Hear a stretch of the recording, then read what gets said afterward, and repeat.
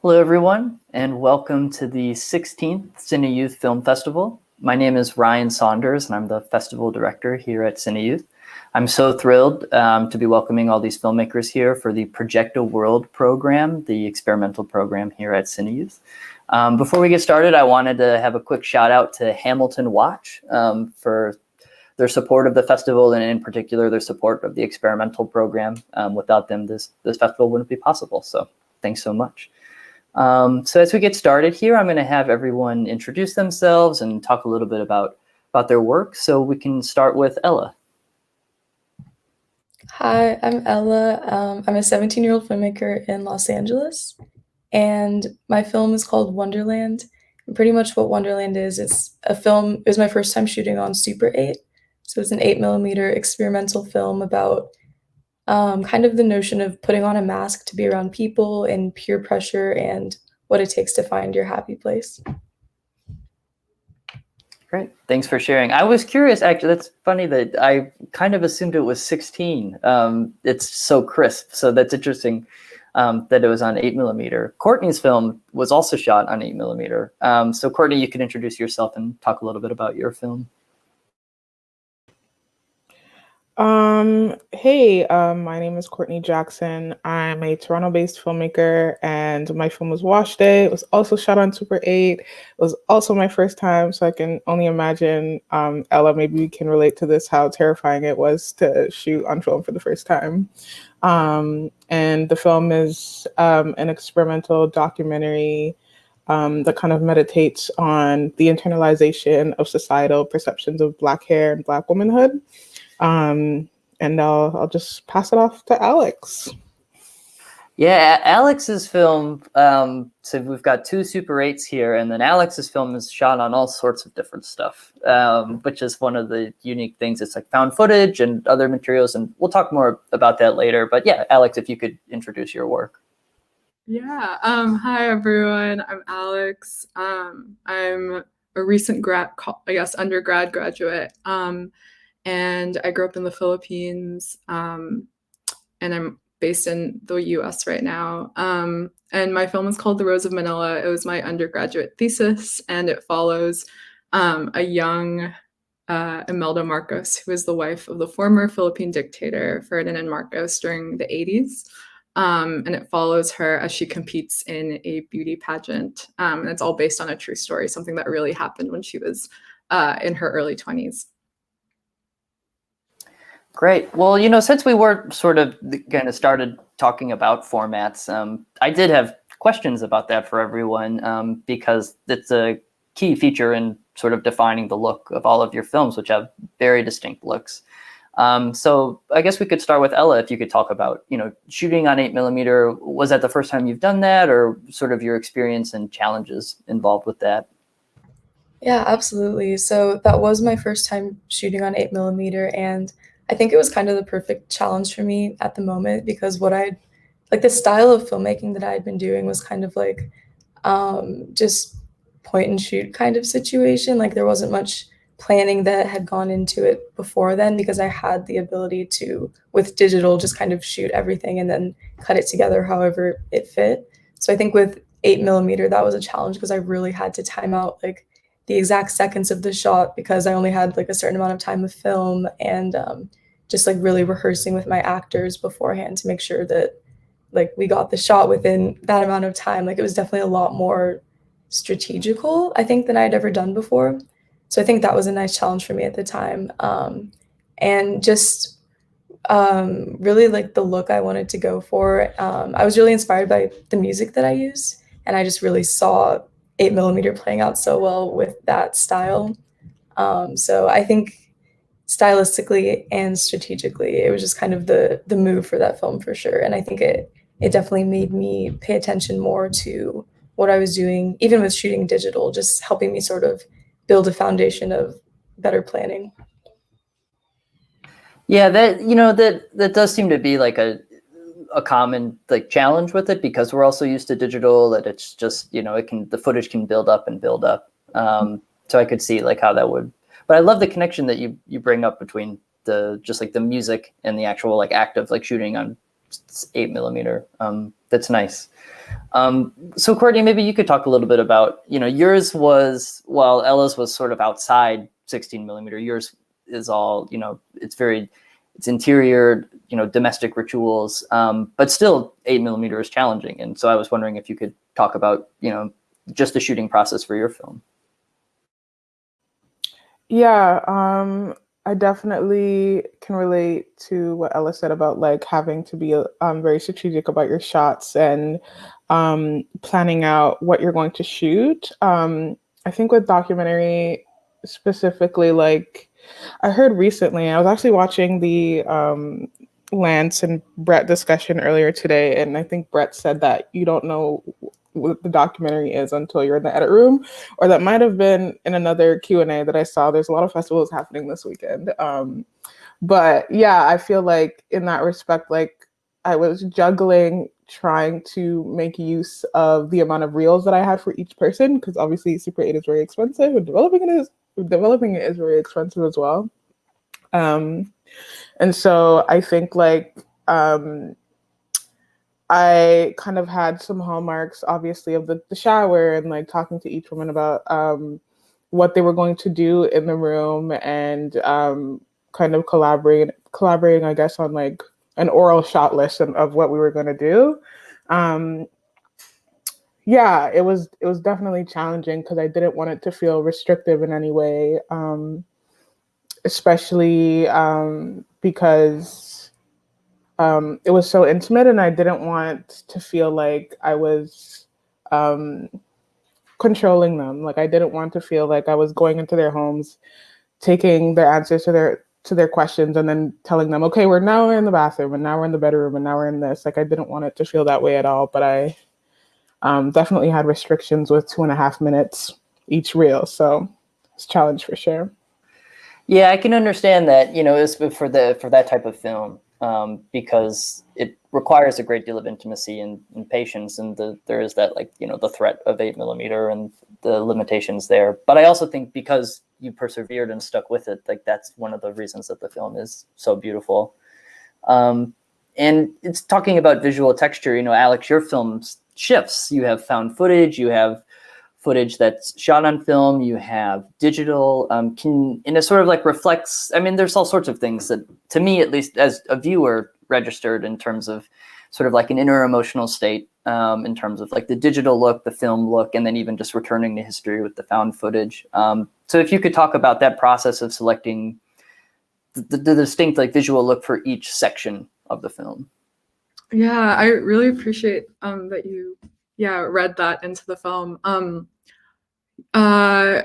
So I went to college and studied film there, and my first like practical filmmaking class was like an intro 16 millimeter class where we were using the Bolex, and I completely fell in love with it. And when I was thinking about this thesis film, I was just thinking, I knew I wanted to shoot something at home in the Philippines.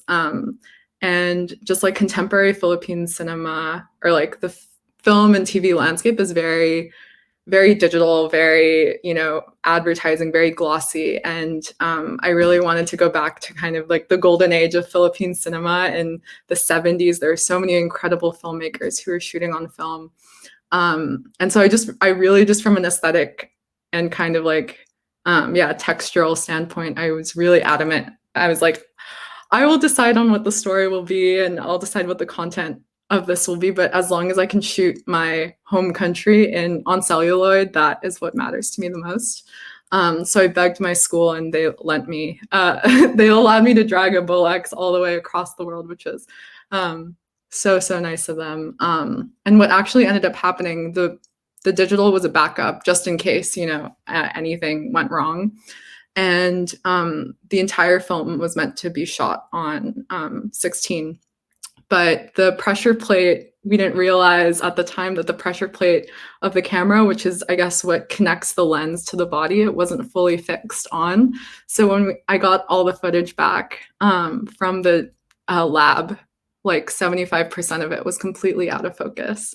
So I went to my advisor, who is thankfully a very talented filmmaker, Ramel Ross. He told me, he was like, you just have to, you have to do this is going to be a mixed media piece, and like that was our only option. And it really, when I spoke with him, it was so yeah, it was a really formative and generative conversation, because we realized together that the format kind of lent itself to these elliptical histories and these elliptical notions of time that we were thinking about. And so it was really like the most happy of accidents. It wouldn't have been a mixed media piece, I don't think, if it hadn't been for this like mechanical error, honestly.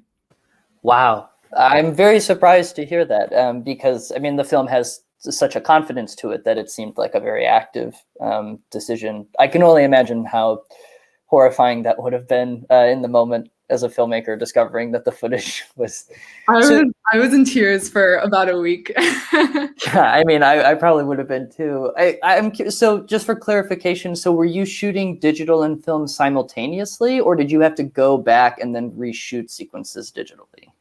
Yeah, we shot everything twice, like at the same time. So we would do the same action right after. We would film on the celluloid first, and do like 1 or 2 takes, because obviously we had, like Courtney and Ella, we had very limited film, and then we would shoot the same action on digital. If the shot was wide enough, or if the shot was tight enough that we could do both at the same time, we would do that. But we shot everything in 2 days, so we really tried to fit or be as economical with our shooting as we could.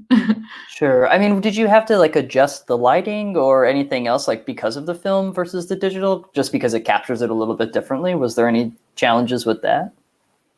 Yeah, absolutely. And that was definitely reflected too. That was another, I guess, error that I noticed when I got the film back. But yeah, it really ended up being what was salvageable from the film that we ended up using in the final cut. And then the rest was digital. Sure. Well, I guess, in a way, we're all, there's a group here of experimental filmmakers.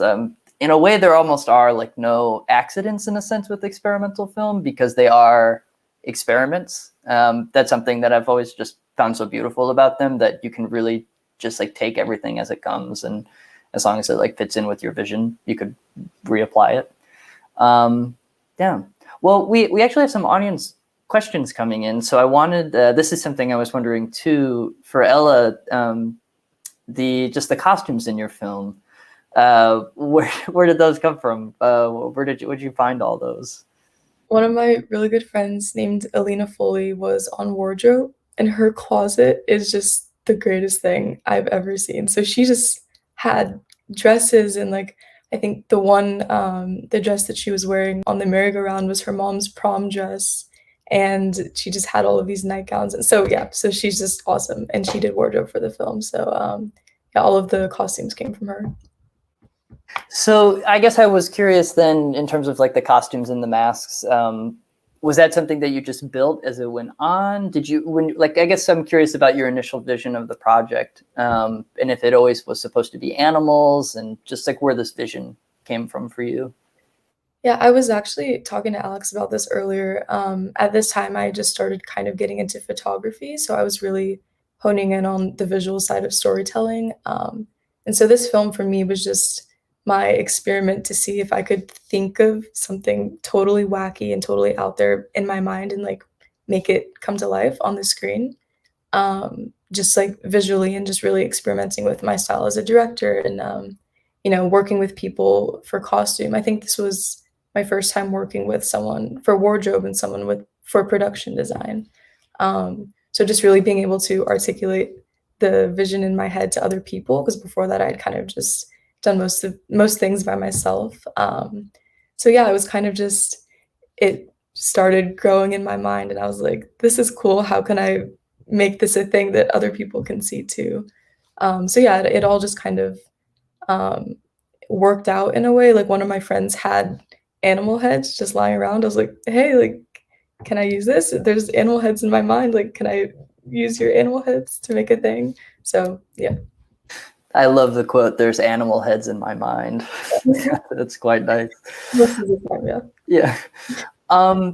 Courtney, I was wondering if you could talk a little bit about sort of the juxtaposition in your film where you take domestic everyday rituals, but then your film is, sort of revealing how they speak to just like larger cultural conversations about the body and identity. So I was wondering how much of that was in mind, like initially before you got started, or maybe you discovered like with the interviews with everyone. If you could talk about just like the way the body and like that representation on screen relates.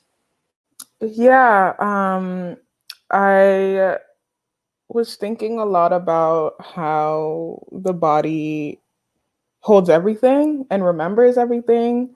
And it's just kind of this own being separate from your own consciousness, your own thoughts, minds, and perspectives. And I think I think wash day or my wash days, I think it was just kind of like something that I didn't look forward to, but also something that was just very relieving, obviously, because nobody wants to be in the shower for like 2 hours a day. But also there was just kind of this, I guess, almost like a reunion of the different parts of your physical identity, your spiritual identity, your emotional identity that just kind of came together and just was very sacred almost. And I felt like having, or I guess like juxtaposing those two, like the visuals of being in the shower, being with yourself, and of talking about being in or sharing space with others that other you, I thought would just urge people to think about the ways in which they kind of,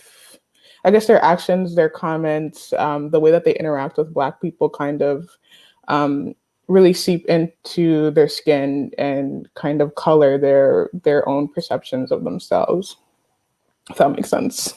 No, it absolutely does. And this actually leads really well into your answer leads really well into the question I had for Alex about her film in terms of like representations of beauty and the sense of self, just like that element of the beauty pageant in your film. And Imelda Marcos is like, like this, she's a very, I guess I'm trying to think of the way to phrase it. I mean, she's a very visible figure.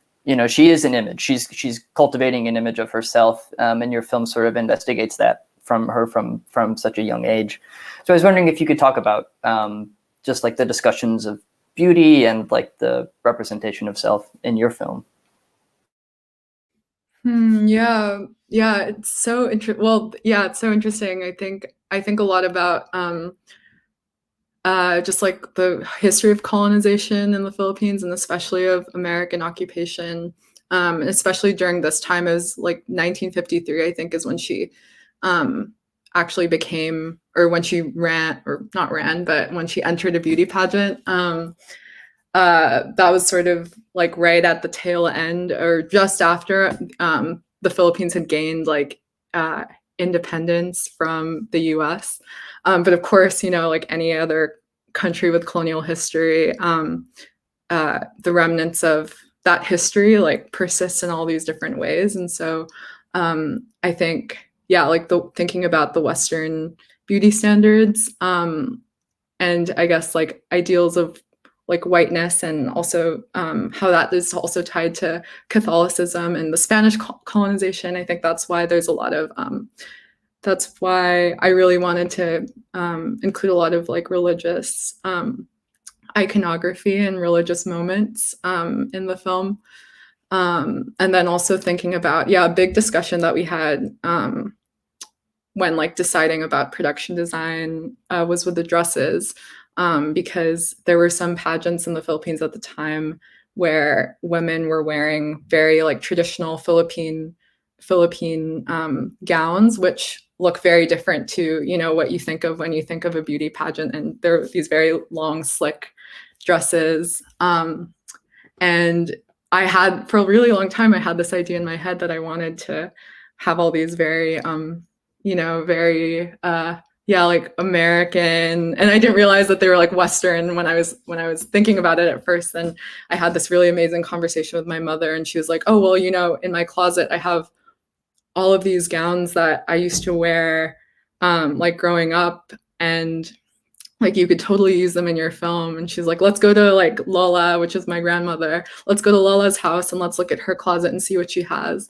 And yeah, and we went to her closet and she had dresses that also belonged to my great grandmother. And they're these really beautiful, just like Philippine dresses with like huge sleeves. And so that was like a really, I don't know if this is answering your question. I guess this is more of like a tidbit of information, but it felt really important to me to include, I guess, like those personal objects.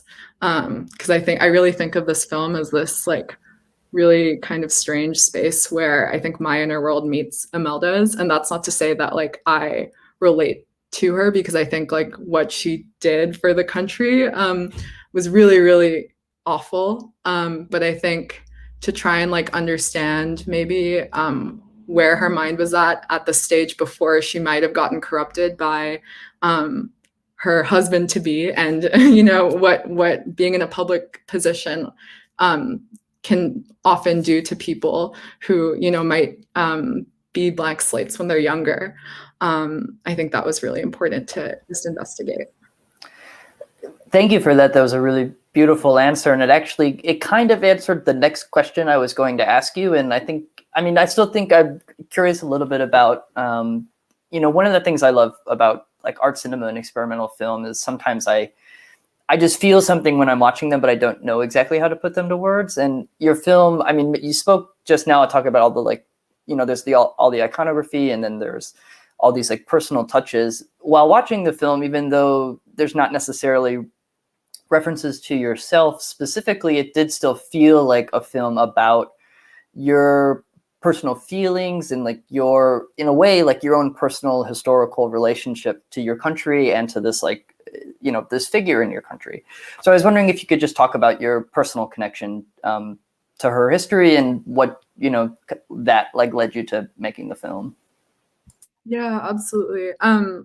The film began because I was thinking a lot about just my connection to these like Imelda and this dictatorship in general. Yeah, in the 1980s, my mother's family was threatened personally by the dictator. And so that caused her to move to Los Angeles. And that's where she met my father. And so I always think about how maybe I wouldn't have existed if it hadn't been for these dictators. You know, whether I like it or not, there's this strange connection between the two of us. And so it's really, really complex, and there's all these different layers. And so I think that's ultimately what compelled me to sort of research her life, and especially this period before she kind of got swept up into the world of politics and power and fame. I think, yeah, it was a really interesting just like exercise, I guess, to like not necessarily empathize with her during this time, but to, yeah, just like spend time in this time and in this space and see like what kinds of questions and answers could come up from it. Yeah, I mean, it's a very complicated work in that sense, because at least to me, the rhythms of it are very much like based on memory and personal reflection. So that's probably, you know, at least why I was thinking about that. So I think, you know, you answered that quite beautifully. So, you know, we've been talking a lot about visual style with these films, but Ella, I wanted to talk to you about the sound design in your film, because you have so much of it is music, and, you know, there is lots of, the performances are very much like grounded in like silent film, but you also have like a lot of unique sound effects in it. So I was wondering if you could talk about creating that sound design for the film. Like I particularly think of them like eating the eyeballs and everything like that.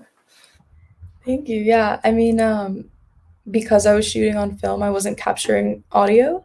So I think this, again, there were a lot of like first time challenges, I think, within this film for me.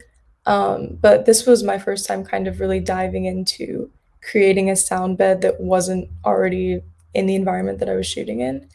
And especially with like chewing on eyeballs and like Barbie limbs, you know, you wouldn't be able to capture that anyway.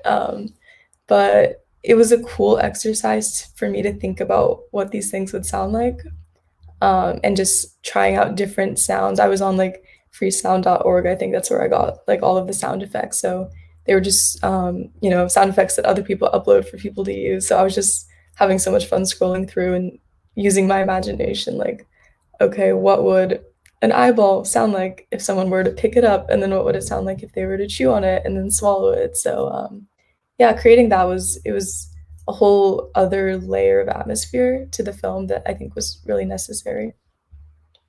Yeah, absolutely. And I mean, thinking about sound again, I mean, this is more obviously, of course, spoken word and dialogue, but your film, Courtney, all the conversations feel so private, as if like you're peering into almost listening to someone's thoughts, or like a confession in a way about talking about a daily ritual. And it does feel sacred, as you had mentioned previously. So I was wondering if you could talk about how, what sort of prompts you were giving them when recording that audio, and then just like sort of how you made them feel comfortable enough to share all that information. Yeah, first I will say free sound is amazing and has helped me out a lot in my own projects. I remember, so when I first started working on the film, I was really centering it in the inner child and where we felt most comfortable at home. So it was a lot about like, I guess, sorry, I'm going to start over. I think a lot of what I was trying to center the questions in was of being an inner child, and also legacy, like what each of the subjects would feel that they like left the world better with, or like something that they were. I'm just like trying to remember the questions because I had them written down in a notebook, but it was a lot about like leaving Earth, of sharing space with others, but it also evolved as the project progressed. And at the time, I was also working on a play. I was like an interviewer for a play in Toronto, and the questions were similar to the ones that I was written. So everything was kind of muddied together, especially in the fact that like I was asking a lot of women about their relationship with their body and of beauty. Obviously, it was a little bit different for my project because it was a very specific perspective that I was looking for. I kind of rambled there. I forgot the second half of your question. If you can repeat that for me. Well, no, I mean, I think you addressed it. I was more just wondering about making like the prompts and like how you made them comfortable, Yes. like sharing, because it feels very intimate and it feels like Yes. a very honest conversation with them. For sure. So yeah, just going off of writing down my own questions, I think from like a technical editing perspective, I was in each of their bedrooms, just for, I guess, like enclosed spaces for the purpose of an enclosed space for sound editing and whatnot. But I was very adamant and very intentional about not having my own voice in the film. Obviously, you hear me at the end of the film, but when I was setting them down, I was like, I'm going to be completely silent. I'm going to ask you the question and I'm going to be completely silent. I'm not going to like, it's not going to be a conversation really, because I have a habit. I'm also a videographer, and I have a habit of really like verbally resonating with people and what they say. And I'm like, yeah, that's so true. Or like, I'm like, yeah, like, and it's really difficult to edit that out after the fact, especially if you're trying to edit together a sound statement. So I was a little bit like nervous from my perspective, just because it is so knee jerk for me to jump and, express myself if I hear something that lands on me. But yeah, I think in not having to say anything or just letting them speak, it was so, I think like it was even more intimate in that respect, because I think like there was some distance in not being able to be with them in their dialogue, but also it was like I was learning at the same time. So it didn't feel like an interview in that respect at all. Absolutely. No, I see what you mean. Yeah. I was wondering, for Alex, you touched upon this a little bit about the importance of like returning to the Philippines and filming there, but I was wondering if you could expand a little bit about just the specific locations maybe, and like where you chose to film some of those moments. Because I know you had shared on your, like for the festival, we did like a little spotlight and you did your Instagram story. I think you had mentioned that one of the spaces was somewhere you had like spent your childhood. So I was wondering if you could talk about that process. Yeah, absolutely. This is another just like crazy destiny thing that I changed the circumstances of the film. But 2 days before our first shooting day, a volcano erupted. Taal volcano, which is like, I know every time I say this, people are like, I don't believe you, but a volcano truly. I feel like I remember that. Yeah, that lines up. Yeah, I remember seeing that in the news. Okay. January 2020, I think it was like the 18th or the 17th. And yeah, basically there was ash in the air. And two of the locations that we had secured were within a 5-kilometer radius of the eruption.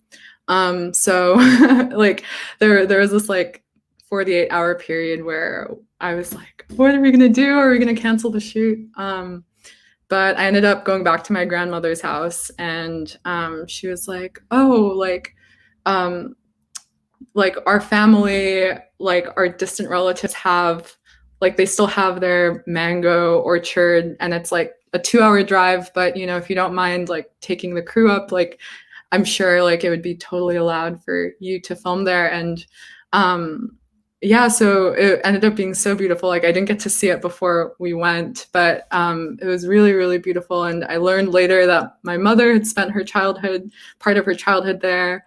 And so it was really important, I think, for like those, for I guess like that, it's another thing, sort of like the dresses, like to have kind of that personal history, even though, someone might not know that just from watching the film. I think for me, it was just important to have those kind of Easter eggs kind of laid out in the locations as well. And yeah, the pageant stage was a place that we rented. It was like a theater that was actually connected to a human rights museum. And at the time we were filming, there was an exhibition up that was anti-Marcos, which I thought was very interesting. So it was kind of cool that, yeah, we were like using kind of this human rights, I guess, like museum and space to, yeah, kind of make this film that kind of makes fun of Imelda Marcos as well. I guess it's up to people's interpretation, but that's how I see kind of the effect of the film. Yeah, I mean, well, you talk about like those little personal Easter eggs like scattered around, and then even like the fact that it was like filmed near that museum. I mean, those kind of things, like they give like a wordless energy to the film that's like hard to describe, but I could like, it doesn't surprise me because it just like, informs sort of like the attitude on set and everything. Yeah, no, I totally remember the volcano because I remember that was around the same time where we were all like, there's a volcano eruption in the Philippines, like there's locusts in Africa, there's a new virus coming out of China. Like we all thought like, oh my God, like in Australia, I think, then was soon on fire after that. Yeah, so I definitely remember the volcano. But, in a more, talking about something a little bit lighter, Ella, the room you're in right now very much feels almost of the world of your film. And, we were talking just before this about Alice in Wonderland in the background there. And, I was wondering if you could talk about some of your influences just in terms of your film very much is like an Alice in Wonderland type story. And yeah, so if you could comment on that. Thank you. Yeah, I definitely find a lot of inspiration from my own childhood, which I feel like it's so interesting to hear Courtney and Alex, both of you, talk about how Courtney said, talking about like the inner child and having people rooted like in their homes, in their bedrooms. I feel like I've made my bedroom a space that just kind of reflects my inner world in a way that I'm not really able to in many ways besides film. It's like my bedroom and like my films kind of feel like the reflection of my inner child in a way. So I've always been a very nostalgic person, and I've been going back and forth in my mind in a lot of ways of why that is, and like why I feel so drawn to childhood and color. And I don't really have a definite answer of that, but one thing I really have been trying to do is be nostalgic for the present moment. So I think that grounding myself in this space and in all this color and like trying to maintain this sense of childlike wonder, I think it allows me to do that. And I also think that films allow me to do that because they help me capture moments and hold on to them every time I'm able to revisit the worlds around my films. But yeah, Alex, it's interesting that to hear you talk about all those little Easter eggs as well, because I always try and aim to like kind of collect those within my films too. I have on my wall, it's the sign in my film that says party time when they're all like standing in a field and it's like party time. I have that up on my wall, and the merry-go-round I shot at was one that I used to go to when I was younger. So I think just kind of it all feels like a collection of moments from my past, but also my present at the same time. Yeah, I mean, I feel like a nostalgia for the present is like all we can hope to achieve in life, you know. um, it's a very, very nicely said. We have a couple more quick audience questions here before we wrap up.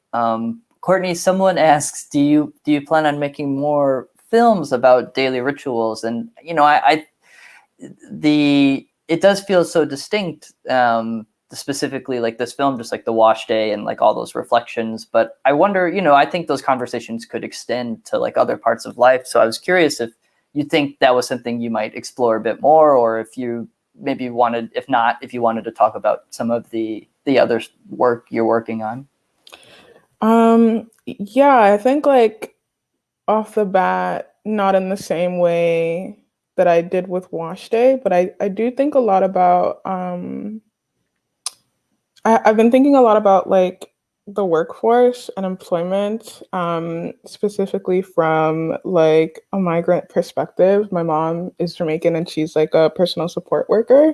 And there's just a lot of stories about your experiences or just about being in a hierarchy when you don't have certain like certification in the healthcare system.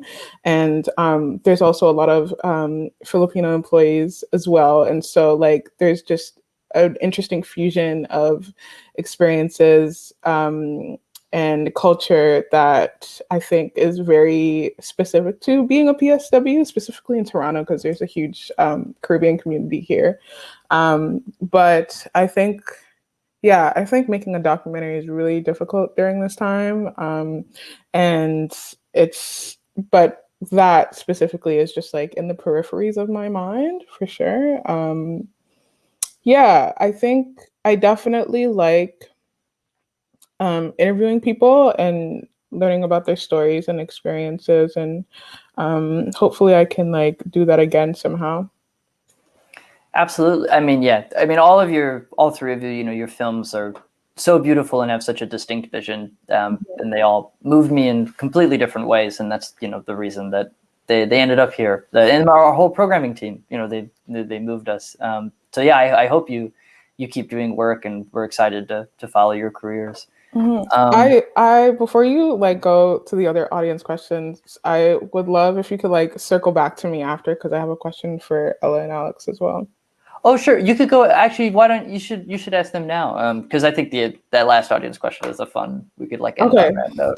Cool. Well, like I just remembered, Ryan, when you were saying just a bit earlier that like with experimental film, like you feel, but you're not necessarily able to articulate what the feeling is or why you feel that way. And Ella and Alex, like I'm imagining, I read the credits of your films, like you worked with the crew, and like something that I'm thinking about now as like someone who is very invested in experimental film is like I thrive on that unsayability. I'm really drawn to that unsayability, but you know, from like a production perspective, that doesn't really work, and trying to delegate with other people and crew. And Ella, you were also talking about like working with like production designers for the first time and like communicating your ideas. So I'm wondering how you guys like navigate those conversations, and like what do you leave out of those conversations? What do you think is important in those conversations? I'm really curious about. I could go first. Okay. That's really interesting that you bring that up, and that's a really great question because I think that that's something I probably struggle with. Maybe not the most, but I definitely do struggle with it. It's just because filmmaking, it's so visual on top of so many other things. But I think for me, I've always had a lot of difficulty expressing myself verbally and trying to articulate what I saw in my head because right when I started making films, I would kind of just do everything myself because I saw it and I would just like point my camera and then shoot it and edit it and just be able to be like, okay, here's what I was talking about when they wouldn't understand it initially. Um, so I think for me, it's been a lot about um, like looking at other people's art and seeing what kind of styles they're drawn to and who could potentially be able to understand or have a similar vision. And also just finding ways to better articulate myself, whether that's making like a Pinterest board of like visual styles or giving them a playlist of music that I'm inspired by, or just finding other art to sort of reflect the kind of art that I want to make is something that's been helpful. And just being more concise and more specific with my screenwriting as well is something that's helped. Like show not tell is something that I've been working on a lot too, as like a sort of rule within screenwriting. But yeah, thanks for that question. I'm gonna think about it more. Yeah, oh man, that's like I feel like the perpetual struggle. Yeah, it's so interesting because my background's in photography, and so I feel like I like just like Ella, and I'm sure just like you, Courtney, like I mean your camera work is so beautiful in Wash Day, but like with photography, it's like you with a camera, right? And it's like you don't really have to communicate to someone else or like try and translate the idea. It's kind of like bringing your inner world outwards. And so I definitely like feel that struggle. And I think yes, like for me, creating like lookbooks and just sitting down with people and having multiple conversations with like potential collaborators or collaborators before production is super key to make sure that like you're on the same page. But that being said, I think like just acknowledging that you'll never be able to translate what is inside you to another person because what is inside you is so unique to yourself. I think that has been really important for me, and just like honoring that wall, or like on not that it's like a wall, I guess, honoring the impossibility of translation, I feel like has been really important because I think it's also allowed me to like lean into what others can bring to a project. And that in a way is also, yeah, like something that you're not able to put into words or unable to predict, you know, like having multiple people come together to create something. I think that's another kind of unsayable thing that happens. So yes, I totally resonate with that struggle, but I think I've also really learned to kind of lean into what like the magic that collaboration can bring. Thanks. Yeah, Courtney, thank you so much for that question. And it's really wonderful. I mean, I find that the films I think about the most are the ones I have the hardest time talking about and just describing because they're just films that like live in my head and I think about for days afterwards, as was the case with all of yours. So we have one more audience question to wrap this up, and that's for you, Alex. And the question is, what was it like filming with a turtle? Was it a cooperative turtle? I'll just make this really short, but no, he was my uncle's pet, and he kept like scuttling about and running away. And at some point he ended up outside and we were like, what are you doing so far away from the room that we're shooting in? But when he was on camera, he was perfect. I like the idea of it. Sorry? Did he have a trailer? Do you have a mini trailer for the turtle? Trailer? Yeah, where was the turtle when you weren't shooting? We just had a little like tub for him. with water and a rock for him to perch on. But he even escaped that. He's very eager to explore explore the set. I like that the turtle is like so motivated and crafty that he could escape from a film crew. That's nice. Well, thank you all so much. This has been such a wonderful conversation, and thank you so much for sharing your work with us here at CineYouth. And to everyone watching, please be sure to check out more films at CineYouth. The films are playing all week, and yeah, hope you all enjoyed. Have a great one. Sorry, wrong hand. Have a great one, everyone. Thank you. Thank you.